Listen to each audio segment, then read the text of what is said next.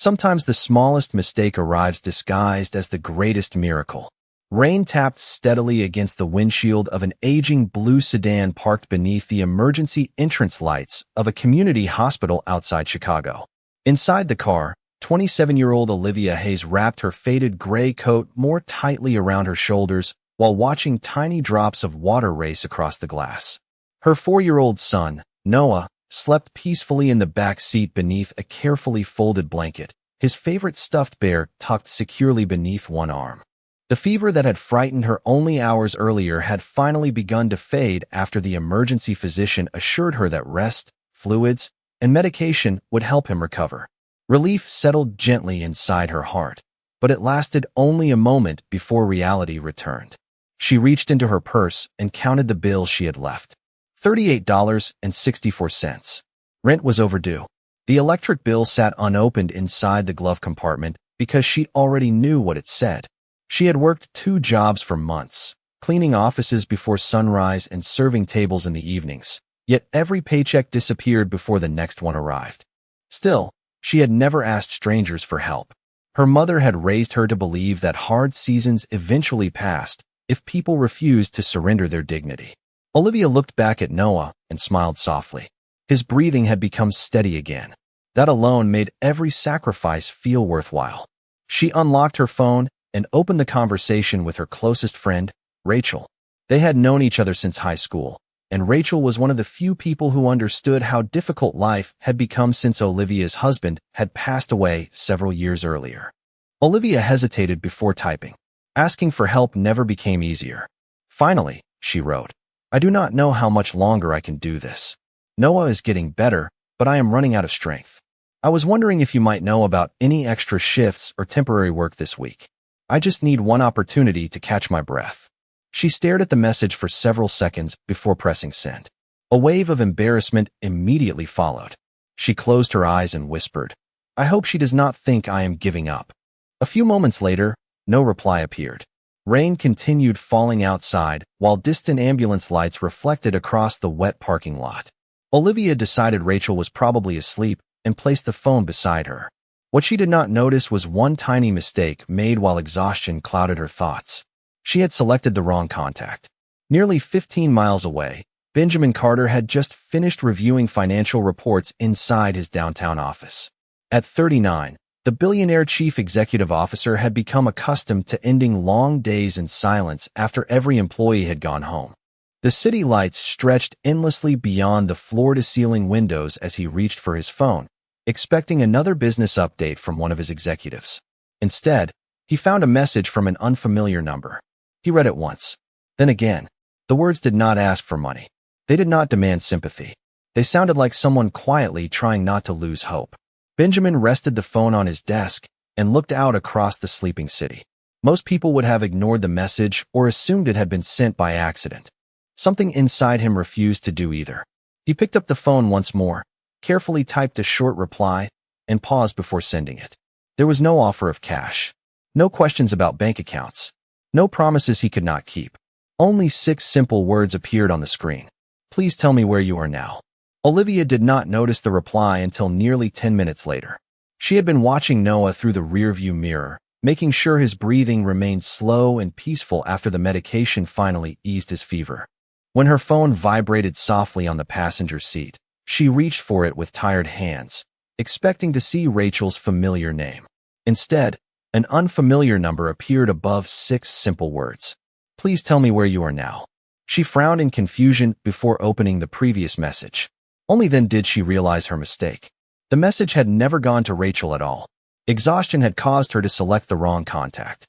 Embarrassment rushed across her face. She immediately typed back, "I am so sorry. That message was not meant for you.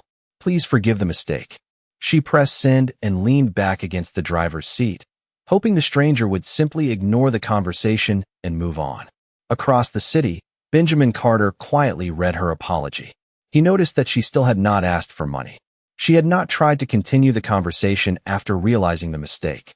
Instead, she seemed more concerned about inconveniencing a complete stranger than about her own situation. He looked again at the first message. Every sentence sounded honest. Every word carried exhaustion instead of manipulation. Benjamin replied once more. You have nothing to apologize for. I only wanted to know whether you and your child are safe. Olivia stared at the screen in silence.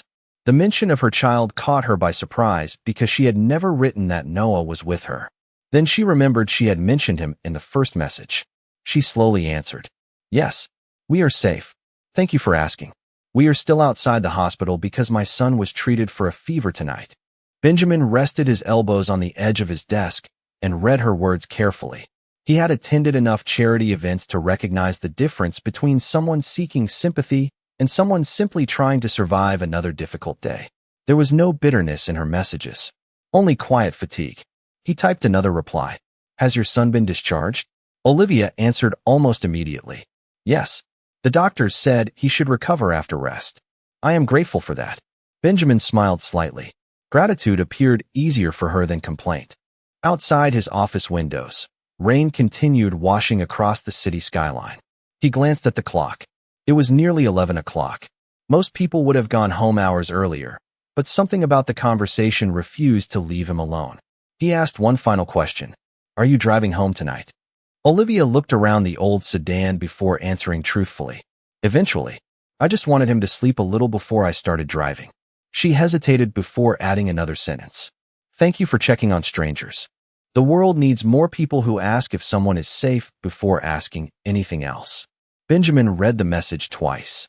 He stood quietly, picked up his car keys from the desk, slipped on his dark overcoat, and turned off the lights in his office. He still had no intention of offering money. He believed that genuine help began by understanding a person's situation before trying to solve it.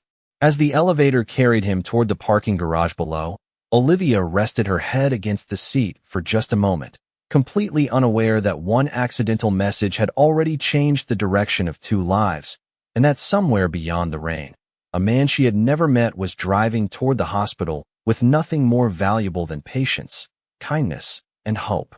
The rain had become lighter by the time Olivia started the engine, but she did not pull away from the hospital parking lot. Noah remained asleep in the back seat, his small hand still wrapped around the worn stuffed bear he carried everywhere. She smiled gently through the rearview mirror before turning off the engine again. A few more minutes of rest would make the drive home easier for him. Her phone remained silent. She assumed the unexpected conversation with the stranger had ended, and in many ways she hoped it had. Whoever he was, he had already shown more kindness than she expected from someone who had accidentally received a message meant for another person.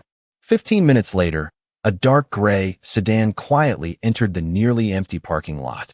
Benjamin Carter parked several spaces away instead of pulling alongside Olivia's vehicle. He did not want to frighten a woman alone with her young child late at night. Sitting inside his own car for a moment, he picked up a small paper bag from the passenger seat. On his way from downtown, he had stopped at a 24-hour grocery store. Inside the bag were 2 hot sandwiches, fresh fruit, bottled water, children's fever medicine approved for Noah's age, and a cup of hot coffee with no sugar after remembering Olivia had mentioned working long hours. There was no cash, no expensive gifts, nothing that would make anyone feel indebted. Benjamin stepped out into the cool night air and slowly approached, keeping enough distance to appear respectful rather than intrusive. Olivia noticed movement through the windshield and instinctively became alert. When the man stopped several feet from her driver's side window, he raised one hand politely, without moving closer. Good evening, he said calmly. My name is Benjamin. I believe we have been exchanging messages. Olivia looked at him in surprise before carefully lowering the window a few inches. His voice matched the kindness she had imagined while reading his texts. You actually came here? She asked, unable to hide her disbelief. Benjamin smiled gently. I wanted to make sure you and your son were all right before I went home. He held up the paper grocery bag. I brought a few things that might make tonight a little easier. Nothing more than food, medicine, and coffee. Olivia glanced at the bag before looking back at him. You really did not have to do this. I know, Benjamin answered. That is why I chose to. For a moment, neither of them spoke. Rain continued falling softly around the parking lot, while distant ambulance lights reflected across the wet pavement. Olivia finally opened the car door and stepped outside quietly so she would not wake Noah. Standing beneath the hospital lights, she noticed that Benjamin was dressed simply in a dark overcoat without anything suggesting extraordinary wealth. To her, He looked like an ordinary professional who had decided not to ignore a stranger's difficult evening. She accepted the paper bag with both hands. "Thank you," she whispered sincerely. "My son will probably think these strawberries are the best part." Benjamin laughed softly. Children usually know what matters most. Olivia looked toward her sleeping son before smiling for the first time that evening. "He does." Benjamin's eyes drifted toward the old sedan. It was clean despite its age. A folded blanket rested neatly across the back seat beside Noah, and every toy had been carefully organized into a small fabric basket. Nothing about the car suggested carelessness. It reflected someone doing everything possible with very little. In that quiet moment, Benjamin realized he had not driven across the city to rescue a helpless person. He had come to meet someone whose strength had simply run out for one exhausting night, and he quietly promised himself that whatever happened next, he would protect her dignity as carefully as she had protected her hope. Olivia carefully placed the grocery bag on the passenger seat before closing the car door as quietly as possible. Noah remained asleep, completely unaware that a stranger's unexpected kindness had already changed the atmosphere of an otherwise difficult night. The rain had almost stopped now, leaving only tiny drops glistening beneath the hospital lights. Benjamin stood a respectful distance away with both hands in the pockets of his overcoat, never moving closer than necessary. He understood that trust could never be demanded. It had to be earned one small action at a time. Olivia looked back at him with quiet curiosity. "Most people would have ignored a message from a wrong number," she said. "You drove across the city instead." Benjamin smiled gently. "Sometimes people do not need someone to solve their problems. They only need to know they are not facing them completely alone." Olivia lowered her eyes for a moment. "That is still rare." Benjamin noticed the old sedan more carefully as they talked. It was several years old, yet remarkably clean. The windows had been wiped dry from the inside. A children's coloring book rested neatly beside Noah's blanket. Small containers held crayons, tissues, and snacks, each carefully arranged as though every inch of space mattered.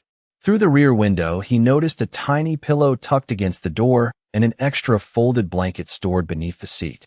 Something about the careful organization caught his attention. "You spend a great deal of time keeping everything in order," he observed softly. Olivia smiled with quiet embarrassment. "When life feels uncertain, keeping small things organized helps me believe tomorrow can still be better." Benjamin nodded thoughtfully. Before he could respond, Noah stirred in his sleep. His small eyes slowly opened before looking through the window toward the unfamiliar man standing outside. Olivia immediately opened the rear door and gently brushed the boy's hair away from his forehead. "How are you feeling, sweetheart?" Noah rubbed his eyes. "Better." His voice remained sleepy but stronger than before. He noticed Benjamin and whispered, "Who is that?" Olivia smiled warmly. "Someone who wanted to make sure we got home safely." Noah looked toward Benjamin for several quiet seconds before offering a shy wave through the open window. Benjamin returned the wave with an equally gentle smile. "I heard you have been very brave today." Noah nodded proudly. "The doctor said I can have pancakes when I feel better." Benjamin laughed softly. "That sounds like an excellent plan." Olivia watched the simple exchange with unexpected emotion.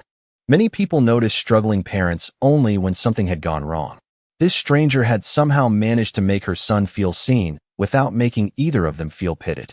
After another quiet moment, Benjamin glanced toward the nearly empty parking lot. "May I ask you one question?" Olivia nodded. "Of course. Do you have somewhere comfortable to go tonight?" Olivia hesitated. She had promised herself never to lie simply to protect her pride. Finally, she answered honestly. "Not exactly. My apartment lease ended last week. Until I can save enough for another security deposit, Noah and I have been sleeping in the car whenever we have to." She spoke without self-pity, as though describing whether she hoped would soon change. Benjamin's expression never shifted toward shock. Instead, he quietly looked around the spotless interior of the sedan once more. The blankets were folded. Noah's clothes were clean. Every belonging had been cared for with remarkable attention despite impossible circumstances. In that instant, Benjamin understood the truth. Olivia had not lost her dignity. She had been protecting it every single day. He looked back at her and said gently, "You do not need someone to rescue you. You deserve an opportunity worthy of the effort you have already given." Olivia looked at him with quiet confusion, not yet realizing that those words would become the beginning of a future she had almost stopped believing could still exist. Benjamin reached into the inside pocket of his overcoat, but instead of taking out a checkbook or a stack of business cards, he removed a single navy blue card with only his name, direct office number, and company address printed in understated silver letters. He handed it to Olivia without ceremony. "I would like you to come to this address on Monday morning," he said calmly. Olivia accepted the card and glanced at it beneath the parking lot lights. "Carter Industries?" she asked quietly. Benjamin nodded. "There will be interviews for several administrative support positions next week." Olivia looked up at him with confusion. "You work there?" Benjamin smiled modestly. "I do." She studied the card again before slipping it carefully into her coat pocket. "I appreciate this more than you know, but I cannot ask anyone to hire me because they feel sorry for me." Benjamin's expression remained warm. "That is exactly why I am inviting you to an interview, instead of offering you a job." Olivia remained silent, waiting for him to continue. "When you arrive, no one in the hiring department will know we met tonight. They will receive your application the same way they receive every other candidate's. Your experience, your attitude, and your effort will determine the outcome. Nothing else." Olivia searched his face, trying to decide whether such kindness could truly exist without hidden expectations. "Why would you do this for someone you met less than an hour ago?" Benjamin looked briefly toward the hospital entrance where nurses continued walking through the automatic doors after long shifts. "Because every meaningful opportunity in my own life began when someone believed I was capable before I had any proof. I promised myself years ago that if I ever had the chance to become that person for someone else, I would never ignore it." Olivia lowered her eyes as emotion quietly settled inside her heart. She had expected advice, perhaps sympathy, maybe even an offer of temporary financial help. She had never expected someone to offer the one thing she had been searching for during countless sleepless nights, a fair chance to change her future. Noah slowly climbed out of the back seat, still holding his stuffed bear beneath one arm. He walked toward his mother before looking up at Benjamin with innocent curiosity. "Are you Mom's new boss?" Benjamin laughed softly and knelt until he was at eye level with the little boy. "Not yet," he answered with a gentle smile. "First, your mom has to show everyone how talented she is." Noah nodded as though that answer made perfect sense. "She is really good at everything," he said proudly. Olivia smiled through eyes beginning to glisten. "Thank you for the vote of confidence, sweetheart." Benjamin stood again and looked toward the quiet street beyond the parking lot. "You should get Noah home so he can rest." Olivia hesitated before speaking. "I do not know what will happen on Monday." Benjamin nodded. "Neither do I. That is what makes opportunity honest." He turned and began walking back toward his car before pausing one final time. Without looking back, he said, "Do not come because you need help. Come because you deserve the chance to prove what you can do." Olivia watched him drive away until the taillights disappeared into the rainy Chicago night. She reached into her pocket, touched the business card once more, and for the first time in many months, the road ahead no longer felt like a dead end. It felt uncertain, difficult, and challenging, but it also carried something she had almost forgotten how to recognize. It carried hope. Monday morning arrived with clear skies after 3 days of steady rain. Olivia parked her aging sedan several blocks away from Carter Industries because she wanted a few quiet minutes to gather her thoughts before walking inside. Noah had fully recovered and was happily spending the morning with Rachel, who had immediately agreed to watch him after hearing about the unexpected interview. Before leaving the apartment she had recently been allowed to share temporarily with her friend, Noah hugged her tightly and whispered, "You are going to do great, Mom." Those simple words stayed with her during every step toward the towering glass headquarters rising above downtown Chicago. The lobby reflected polished marble floors, sunlight pouring through enormous windows, and employees moving confidently between meetings.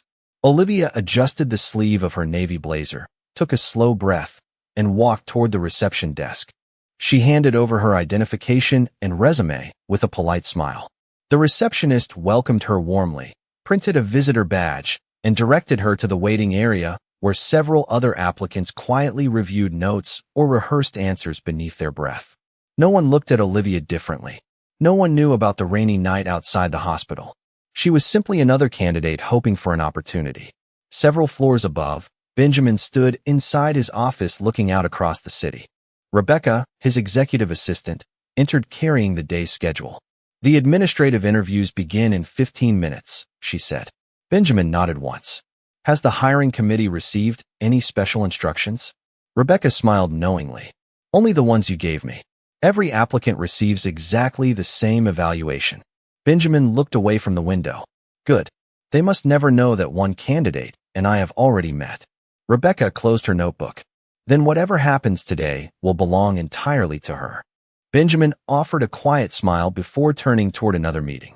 He had no intention of walking near the interview rooms because he refused to influence the outcome, even indirectly. Downstairs, Olivia's name was finally called. She entered a bright conference room where 3 hiring managers and 1 human resources director greeted her professionally. The questions began with her previous work experience, office organization, customer communication, scheduling software, and basic accounting procedures. Whenever Olivia knew an answer, she responded with calm confidence supported by real examples from her years balancing multiple jobs. When she encountered a question she could not answer completely, she smiled honestly and said, "I do not know that yet, but I learn quickly, and I am never afraid to ask questions until I understand." One manager quietly wrote something on his evaluation form before asking another question. The conversation continued naturally for nearly an hour. By the end, the interview no longer felt like an examination. It felt like a conversation about responsibility, resilience, and the willingness to grow. As Olivia stood to leave, she thanked each interviewer individually for their time. She neither mentioned Benjamin nor hinted at the circumstances that had brought her there.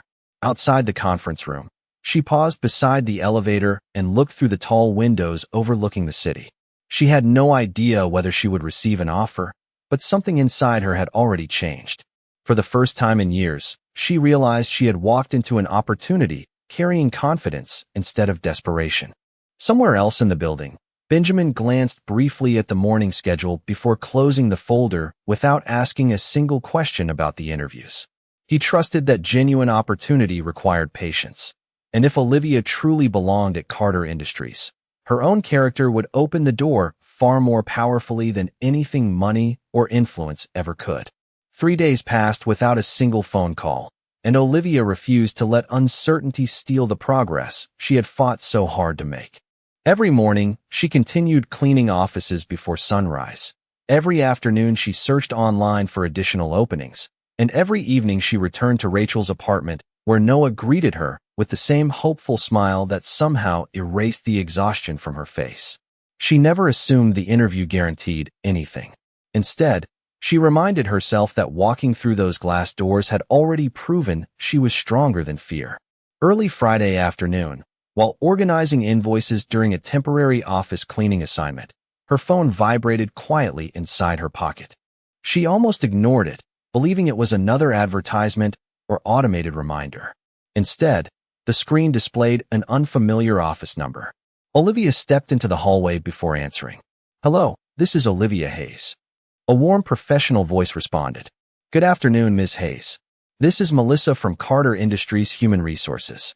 Do you have a moment to speak?" Olivia's heartbeat quickened. "Yes, of course." Melissa continued with calm enthusiasm. "Our hiring committee completed its evaluations this morning. We were impressed not only with your qualifications, but also with your honesty, professionalism, and willingness to learn. We would like to offer you the administrative support position we discussed during your interview." Olivia closed her eyes as emotion quietly filled the silence around her. For several seconds, she could not find the words. Finally, she whispered, "Thank you. I truly appreciate the opportunity." Melissa smiled through the phone. "We believe you earned it. Your orientation begins next Monday at 8:30 in the morning." After the call ended, Olivia remained standing in the hallway holding the phone against her heart. She was not crying because someone had rescued her. She was overwhelmed because someone had trusted her enough to let her earn a better future. That evening, she picked Noah up from Rachel's apartment. The little boy immediately noticed the smile she had been trying unsuccessfully to hide. "Did something good happen?" he asked excitedly. Olivia knelt beside him and gently brushed his hair away from his forehead. "Mom got the job." Noah wrapped both arms around her neck without saying another word. Rachel quietly wiped away a tear before laughing softly. "I had a feeling they would see what the rest of us already knew." Across the city, Benjamin finished a board meeting just as Rebecca entered his office carrying several completed hiring reports. She placed the folder on his desk. "The administrative position has been filled," she said. Benjamin nodded without opening the file immediately. "Was the decision unanimous?" Rebecca smiled. "Yes. Every manager gave the same recommendation. They praised her work ethic, honesty, and composure under pressure. None of them mentioned your name because none of them knew there was any connection." Only then did Benjamin open the report. At the top of the first page he read the words, "Selected candidate, Olivia Hayes." A quiet smile appeared across his face before he gently closed the folder again. He did not feel proud because he had changed someone's life. He felt grateful because he had protected the fairness of the opportunity. Looking out across the afternoon skyline, Benjamin realized that the most meaningful victories often arrived without applause. Somewhere in the city, a mother was preparing to begin a new chapter through her own ability, while a little boy would soon discover that hope could become something far more lasting than temporary relief. And for the first time since receiving one accidental message on a rainy night, Benjamin understood that sometimes the greatest gift a person can offer is not an answer, but the chance for someone else to discover the strength they already carried within themselves. Nearly 6 months passed, and the quiet promise born in a hospital parking lot slowly transformed into an entirely different life. Every weekday morning, Olivia arrived at Carter Industries before 8 o'clock carrying a travel mug of coffee, a neatly organized planner, and the same determination that had carried her through years of uncertainty. She never arrived late. She never expected special treatment. She earned the respect of her coworkers one thoughtful decision at a time, often staying a few extra minutes to help someone organize a complicated schedule or complete an unexpected project before heading home to Noah. Her supervisors quickly noticed that she solved problems calmly instead of creating them, and clients remembered her because she listened carefully before speaking. At home, life had changed in quiet but meaningful ways. Olivia and Noah had moved into a small one-bedroom apartment with bright windows overlooking a neighborhood playground. It was not luxurious, but it was theirs. Noah now had his own little corner decorated with books, toy trucks, and colorful drawings taped proudly to the wall. Every evening they cooked dinner together in the tiny kitchen before reading bedtime stories on the living room couch. One Saturday morning, Noah stood beside the apartment window watching children ride bicycles outside.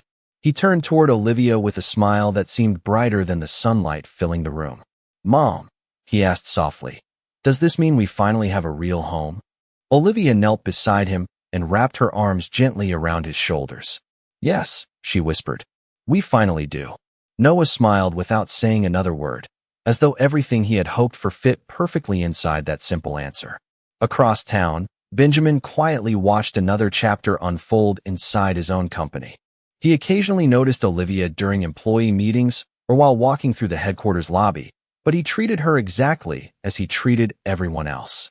Their conversations remained brief, professional, and respectful.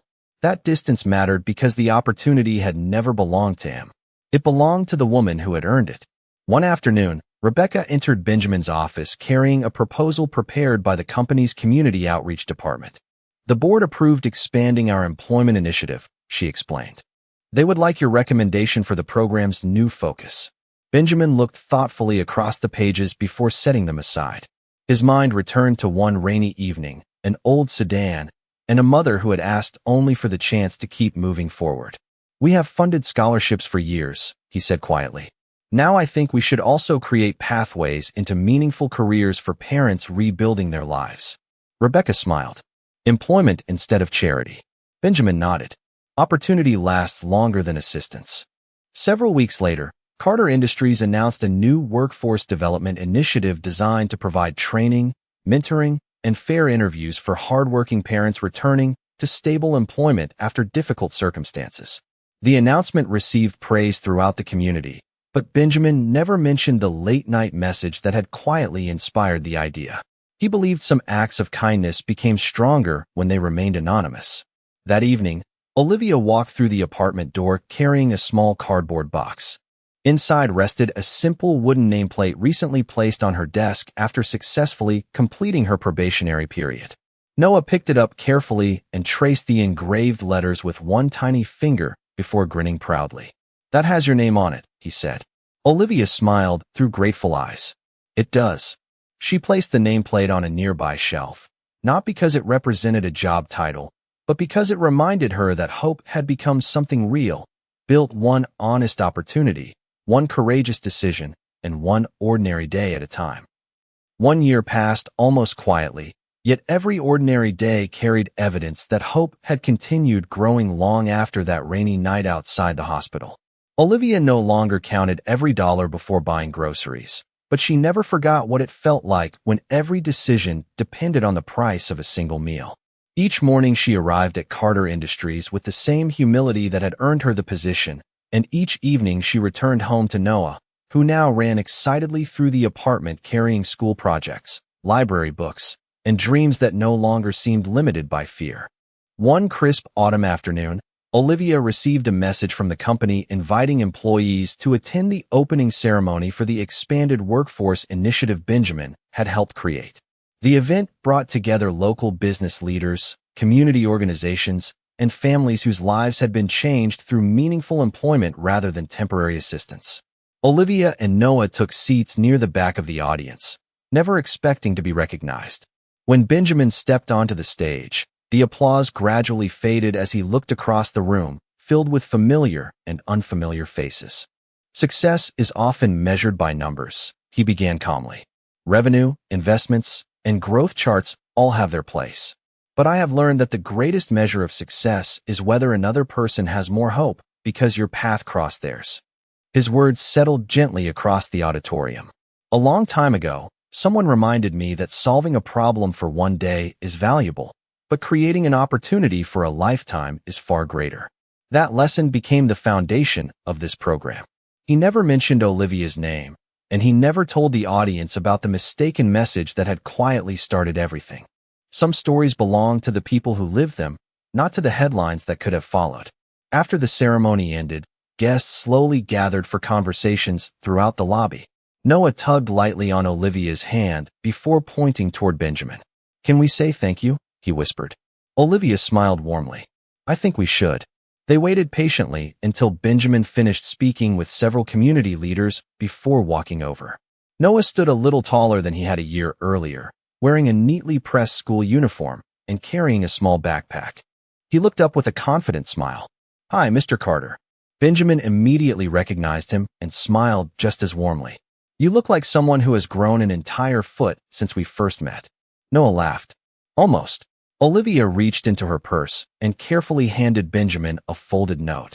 "This one is addressed to the right person," she said with a gentle smile. Benjamin accepted it without opening it immediately. "Thank you." Later that evening, after the building had grown quiet once again, Benjamin returned to his office and unfolded the handwritten note. Inside was a recent photograph of Olivia and Noah standing outside their apartment on the first day of school. On the back, Olivia had written only one sentence. "You did not change our future with money. You changed it by believing we could build one ourselves." Benjamin placed the photograph beside the framed pictures already resting on his desk and looked out across the Chicago skyline as the evening lights slowly appeared